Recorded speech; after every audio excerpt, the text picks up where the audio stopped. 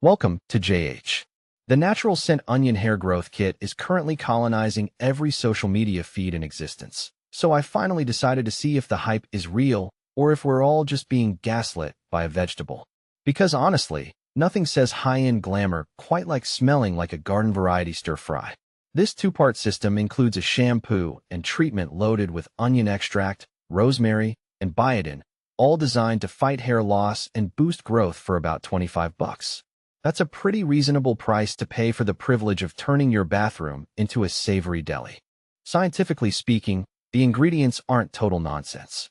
Onion extract contains sulfur compounds that might help scalp blood flow, and rosemary has been shown in studies to rival some pharmaceutical hair treatments.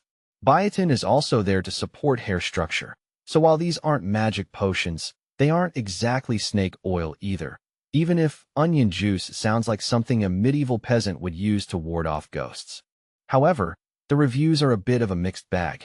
While some people love the value and the stronger feel of their hair, others have found the shampoo to be incredibly drying.